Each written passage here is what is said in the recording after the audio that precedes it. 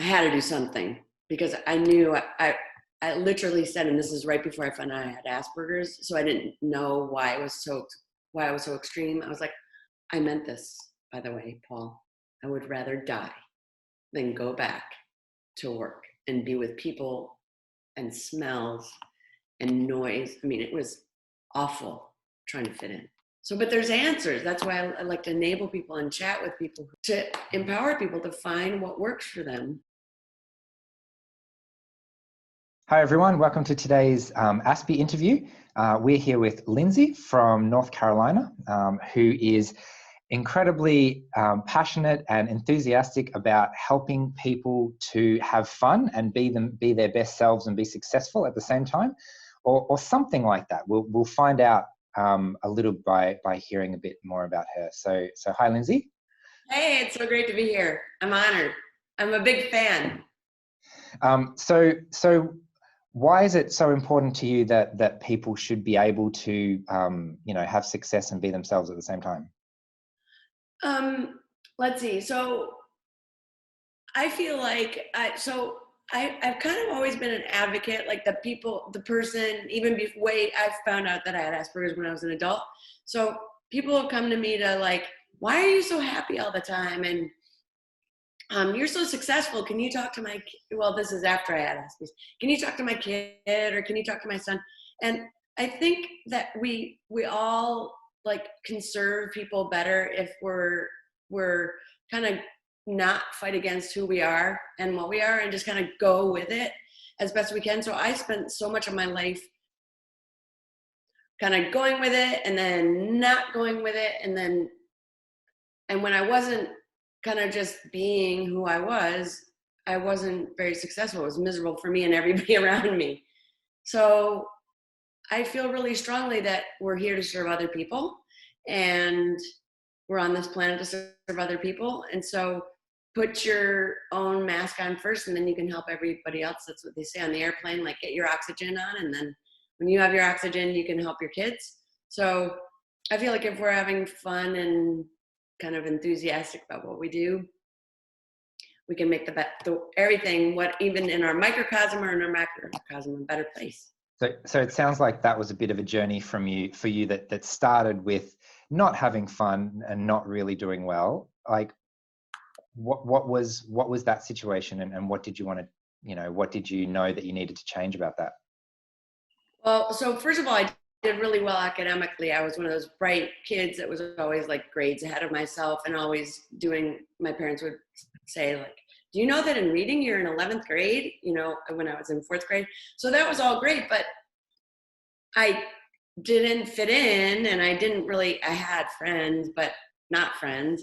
And so it was miserable. I was trying to like copy people and be like other people and get married like other people and do a life according to prescription of what I saw. And so I was pretty miserable. Like I've always been a smiley person, so that hides it. But inside I was miserable and plus I had a lot of tantrums. So I was crying a lot and what you saw on the exterior wasn't happening on the interior. Mm. So what about finding a job and things like that? I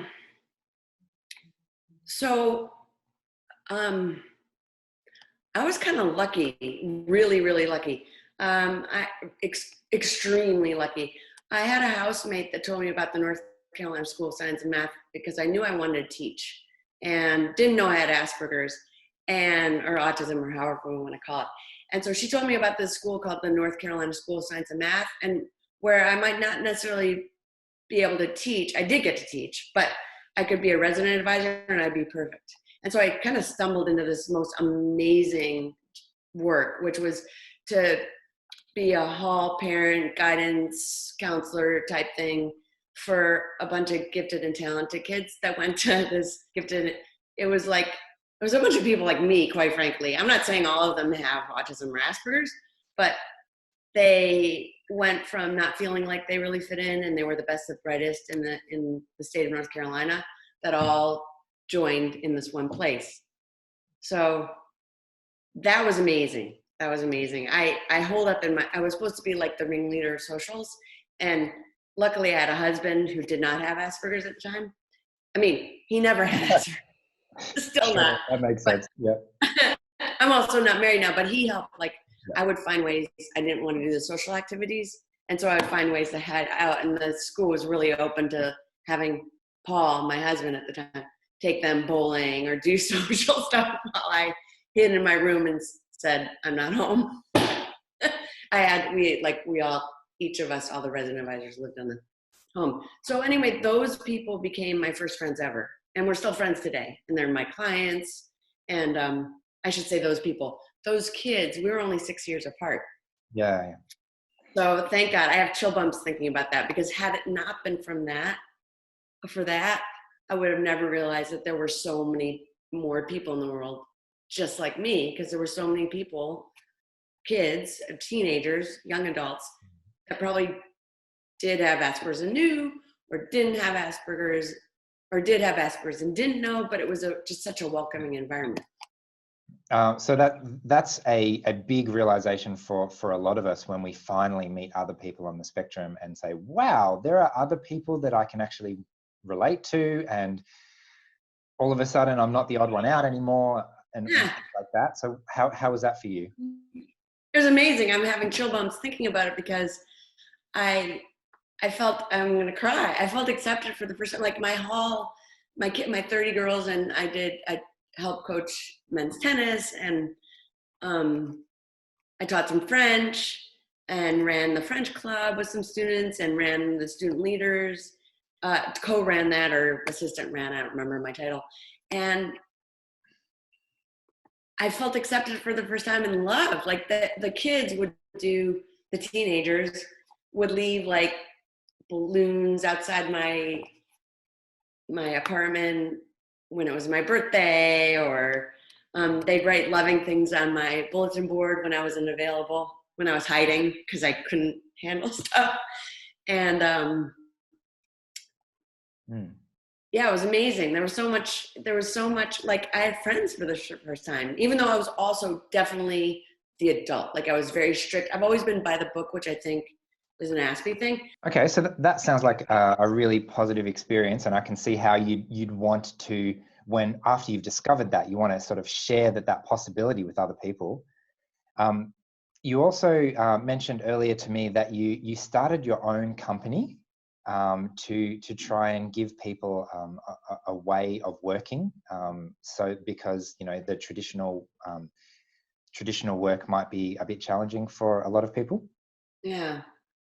Yeah, so to kind of bridge into that, I was lucky enough, I left science and math, the North Carolina School of Science and Math, after 3 years.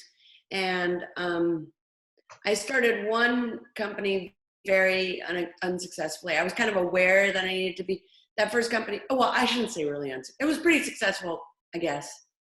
I guess it was. I don't want to talk a lot about it, but then I divorced my husband. I gave that whole company to him, and then it wasn't really that successful after that, I guess. But anyway, I then didn't know what to do, and I've done things all kind of backwards and strange, and just been lucky. Which is why I'm so big into mentorship. Like if you can just be that person that says that one thing to that person and it changes their life. And I had that. So I had this woman, I decided I wanted to buy a house, and like you actually have to have a job first. Income is good. And so I went to talk to her, and I'm pretty sure she was on the spectrum, like big time Asperger's. And she said, go to Duke University and just be a temp, and the president will find you and hire you. And that's so prophetic and so weird. And like, who would say that? And so I went to Duke University, I was a temp, and I got into internal audits. And I guess the guy that ran internal audits was best friends with the president and told him about me. And then somehow I met the president. I started lunching with his like daughter's best friend, who was a temp too for the summer. Anyway, and he said, I hear you're really brilliant. And I'm like, he was like, you're doing all this. I don't even know what I was doing. I just did what I was told. But so then I left, and then go do another temp job. And then long story short, Yeah. he had some position that opened, and 350 people applied, and he said, I want you to apply and you're hired. He didn't even know me, and I didn't know him, but he's deceased now, so I don't like talking about him. Like, this is like a tricky thing to say, but he definitely had Asperger's. So I was so lucky to wind up, like, he had the superpower, and he was able to see, I'm going to get along well with her. Like, he wanted somebody to do writing for him, and meet people and be him, which was perfect because I could be people. I was such good mimicker all my life. And so he's like, you need to be me and talk to this person. They want to be a provost at Harvard, or So you need to talk to this. so you saw some things that were working and you thought, you know, how can I replicate this? Or Yeah, so I realized I could be, during that 3 years with him, I realized I could become people really easily. And so now let's go fast forward to, he wanted me to get into the segue to how I got into this current company, because I don't want to just say I started this company with cars, because it's too weird. So he wanted me, when he stepped down from the presidency, he wanted me to go into sales. He said, but he meant university development. And so he sent me to university development. I didn't like to be dressed up. So I've been lucky to work with Keith, who wore, even though he's president of the university, he wore this raggy, everybody knew this about him, so I'm not telling things that, he wore this raggy sweater with a hole in it. He wore the same sweater every day. And so he allowed me to be kind of not that fancy too, and which worked well with my personality. But university development, they're like, oh, you gotta wear heels. And I'm like, no. So literalist, which is an Aspie trait, he said sales. So I went over to Saturn, this new company, and became a salesperson. And he was just like, oh my God, I didn't mean car sales. Like, what are you doing? So the first year I became #1 in the country for Saturn. And also they let me sell BMWs for like, so I became #8 for, anyway. And the reason I did is because I went to training and I did exactly what they said. So if you do exactly what they say in training, you probably do pretty well. It wasn't because I said, they would interview me all the time, like, why are you the best? And I would say, oh, God, or because I believe in God and God is good to me. The real reason, like looking back, is because I did exactly, I sent the newsletter, I sent the thank you cards, I listened to their needs. I didn't tell them what they wanted. Saturn was, okay, now I'm going to shut up. But so then, so you did what you followed the procedure, which you're very good at, and you had great results because you followed the procedure that actually works. Surprisingly, perhaps not so surprisingly. And then how did this lead to starting something for yourself? So what nobody knew is that meantime, I would go home and melt down, or I would go in the bathroom at Saturn and melt down. So, and I wasn't doing all my work. Like, I had people helping me where I have severe dyslexia. So I had people doing my numbers for me. Dyslexia comorbid with the Aspergers. I was a great mathematician, but I don't know how I got around this, but that's another story. So then I had other people find out about me and recruited me and offered me huge money. And so then I would move for bigger money. And then it was even worse because it wasn't Saturn. Like, I went to Toyota and they expected me to be kind of more adult than I really was, like more handling noise and music and too much stimulation. And so finally what happened is I was lucky enough, I hate that it happened, but to get badly injured. And when I got badly injured, I couldn't go to the dealership, but I was managing an internet department at a Toyota store at that time. So I started managing it from home, and our internet had been like #1 in the Southeast or something. So I'm like, wait, if I can do this at home and help people who are flying all over the country to buy from us, maybe I could do this with all makes and models. Because what people seem to like is that I was their advocate. I would tell them, here's what you do. Here's how you get a better value on your trade. And here's how you get a better interest rate. Here's what you say to the manager. Or sometimes I would say, well, my customer said they've got 1.9 for their credit union and you're going to have to match it. but they never really did. That wasn't very honest. But, but it worked. So then I was like, I can be more in line with my true values and the values if I just speak on their behalf.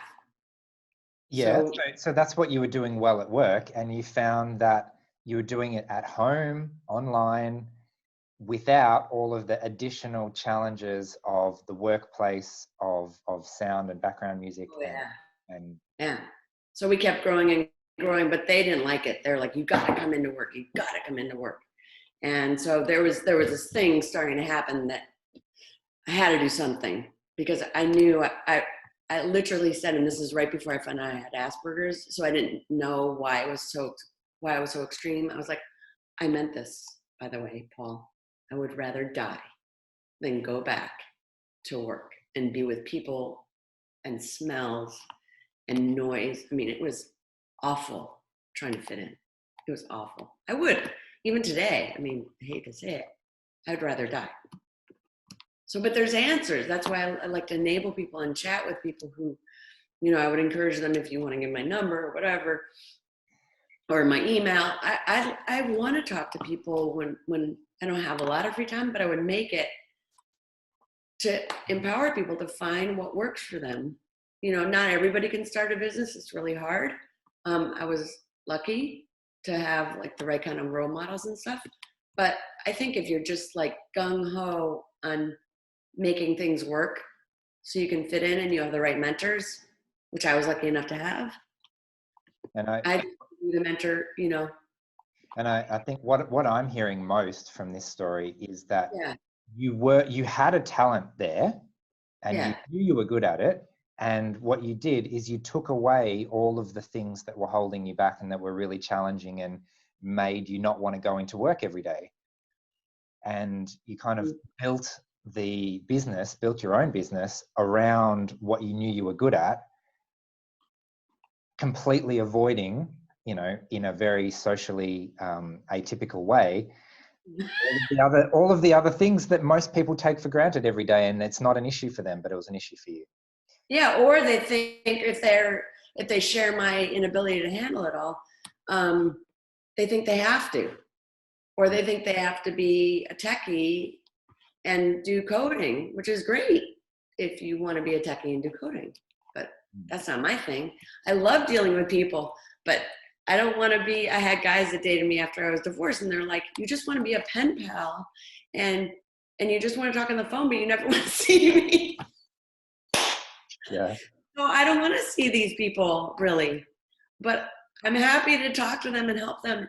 And I've definitely become friends with a lot of them. So it's a way to also collect friends that are way far away in California or Chicago. So we'll wrap it up soon. Okay. If so, if there was one thing that you would like to say to people, Yeah. maybe to help explain yourself or help explain autism, what would Yeah. you say? Well, one is if you think you might have autism, um, find out, because it's really, you hear this over and over, and I watch all of your stuff and continue to, since I didn't win the prize, I'll probably sign up for my lifetime subscription. I was just going to see if I won the prize first, the prize membership, but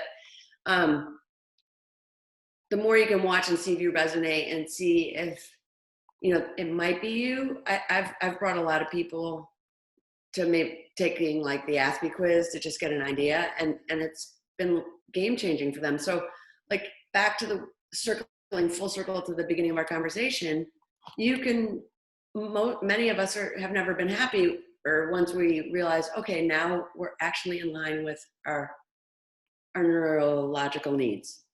Mm. And so, and also to give them, I like to say that I'm happier than I've ever been in my entire life, because I now know, I found out when I was 45, but I now know that that my work is perfect for me, and that I can really serve people despite my quote unquote handicap, right? I can serve people and line up with my diagnosis. There's a way, I guess for people not to give up hope, that there is something out there for them, that they can do well, and to seek help too. Like, use your coursework, and it sounds like a pitch for you, but it kind of is without unsolicited pitch. But this stuff is really valuable and can be game changing if you watch it and learn more about yourself, and you hear stories. You hear stories about